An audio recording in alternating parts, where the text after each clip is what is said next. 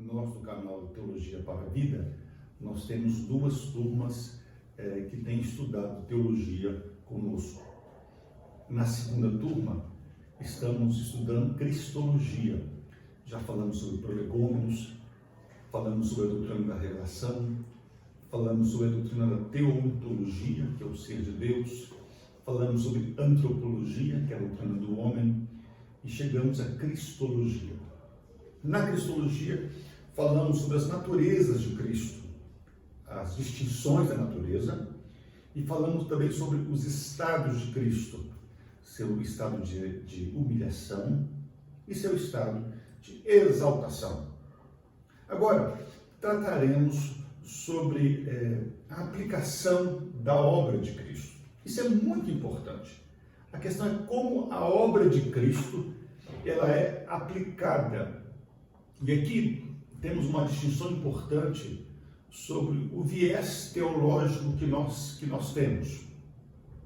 Os reformados vão entender essa unidade de fato como a aplicação da obra da salvação, da obra redentora de Cristo. Teólogos não reformados entenderão essa parte da teologia como a apropriação da obra da salvação. Portanto, a aplicação da obra de Cristo, ela não é uma apropriação, ela é uma aplicação. E aqui é a gênese do conceito da salvação. Se a salvação ela tem um aspecto sinergista, isto é, um aspecto sinérgico, isto é, sinergia é uma força, é uma ação que é operada por duas forças. E muitas pessoas entendem a salvação nessa perspectiva. A salvação é uma obra construída pelo homem e por Deus. Muito ao longo da história da igreja tem se discutido a respeito disso. E para os teólogos reformados, seguindo a tradição agostiniana, a tradição paulina, a tradição bíblica, a salvação se dá numa perspectiva monérgica, isto é uma obra que é executada por uma única força. A chamada Praça do Papa em Belo Horizonte representa o conceito católico romano, por exemplo, em relação à salvação. Se você for ir a essa praça, chamada Praça do Papa, você verá um monumento nessa praça. E no meio da praça, esse monumento, no meio da praça, lá temos duas pirâmides. Uma pirâmide com a base para baixo, e com a ponta para cima, e uma outra pirâmide no sentido inverso, tendo a sua base do alto. Isso representa a teologia católica sobre a salvação, isto é, a salvação, portanto, é uma ação que Deus vai ao homem, e o homem também, por ele não ser totalmente corrupto, totalmente depravado, nele se encontram forças e ele então responde à ação de Deus e ele vai até Deus. Nós veremos isso, falaremos mais sobre isso ao longo do nosso estudo, mas você já pode ir estudando a carta do apóstolo Paulo aos Efésios, e ali você verá claramente a ação exclusiva de Deus na obra da salvação. Cristo, irmãos, ele teve uma agenda. Qual foi a agenda de Cristo? A agenda de Cristo, a agenda messiânica, passou pela cruz. Cristo, ele nasceu e seu caminho estava traçado. O seu caminho era expor seus inimigos à ignomínia, à vergonha, na cruz do Calvário. Cristo, então, ele cumpre os sacrifícios do Antigo Testamento. E os sacrifícios do Antigo Testamento, eles apontavam para a obra perfeita de Cristo, para a expiação de Cristo, para o sacrifício de Cristo. Querido, não tenha a ideia de que Deus é um Deus tirano, Deus o Pai é um Deus tirano, e Deus o Filho é um Deus cheio de amor, como se houvesse uma contradição se os atributos de Deus estivessem, em maior medida, a justiça de Deus na pessoa do Pai e, uma maior medida, o amor de Deus na pessoa do Filho. Não, absolutamente. A expiação de Cristo, ela foi uma obra da redenção. O pacto, a aliança da redenção, que nós já vimos anteriormente.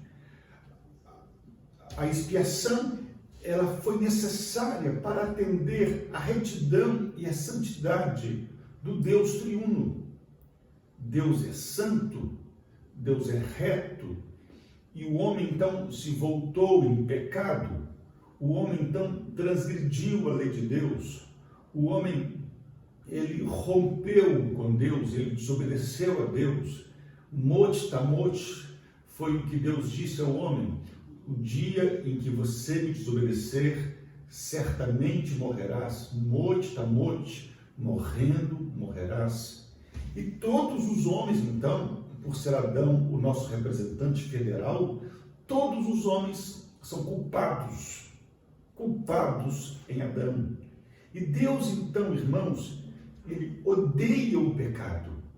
Portanto, o sacrifício de Cristo teve como objetivo trazer o homem a Deus, mas esse homem, ele deveria ser trazido a Deus, não em pecado, não culpado pelo pecado, mas em retidão e em santidade.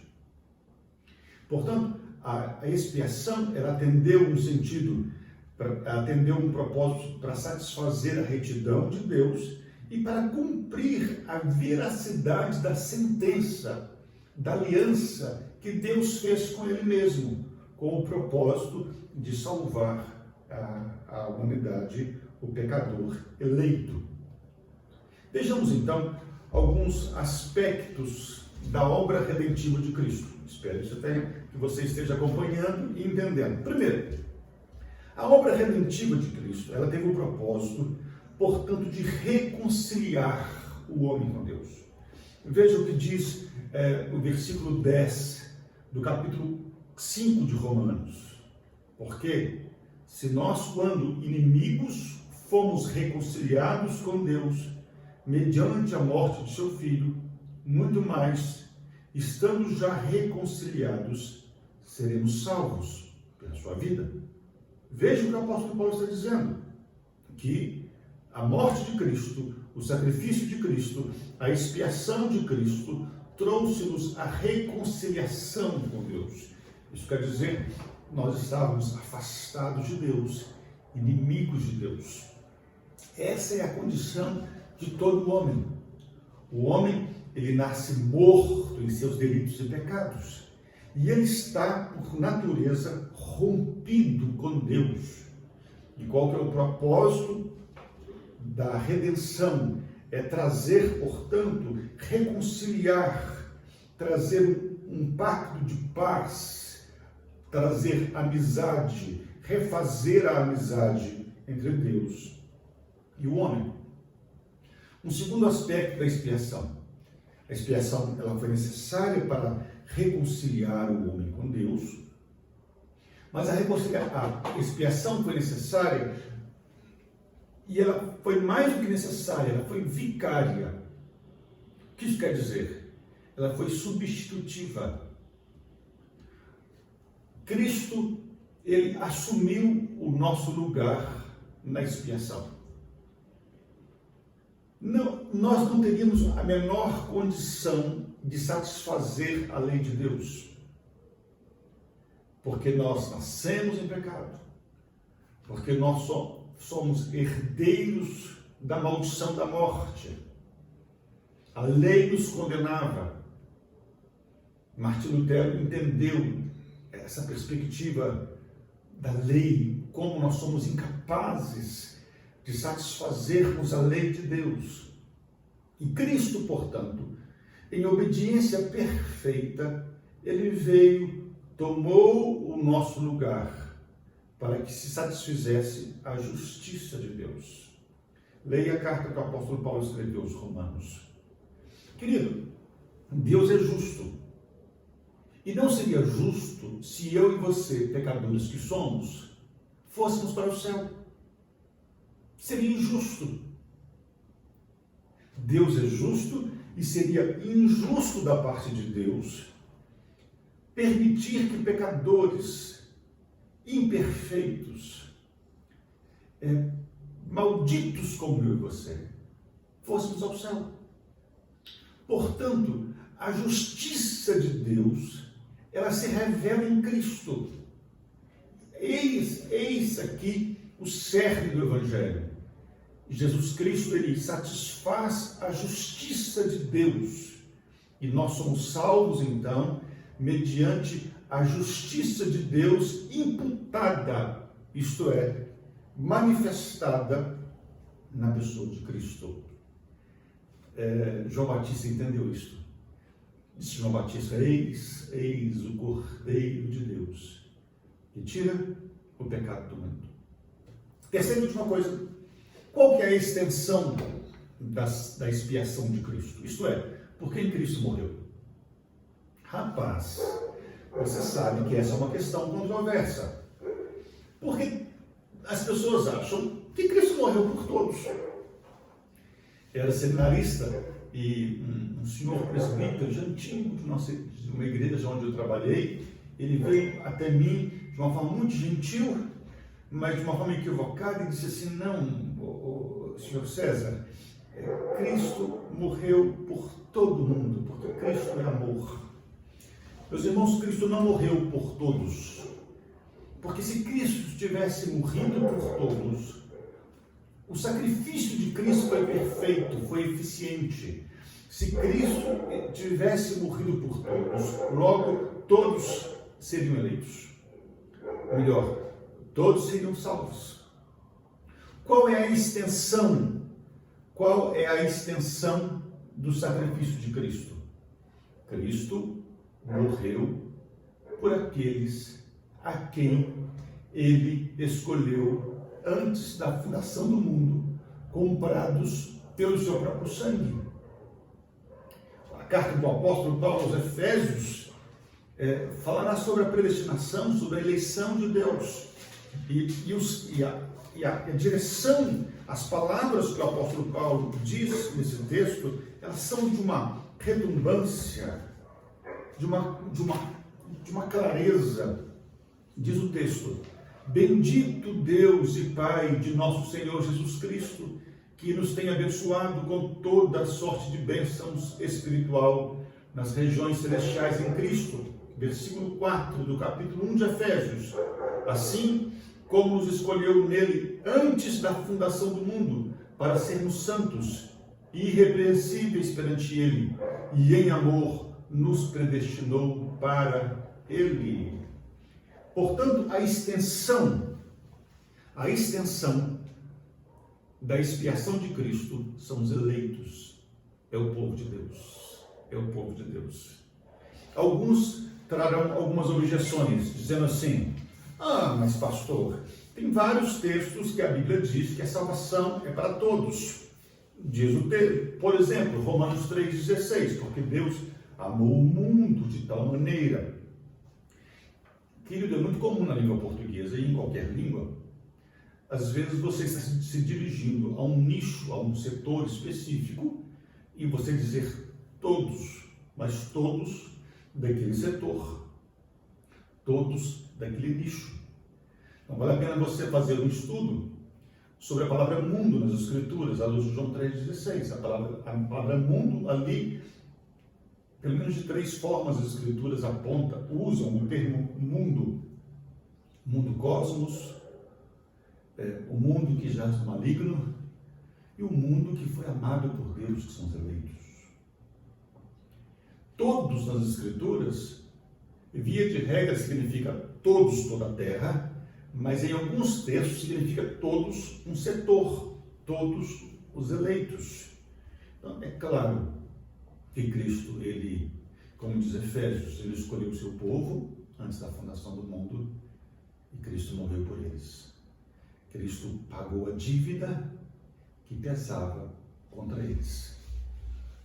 Daí vem um novo passo na na ordo salutis, isto é, na ordem da salvação.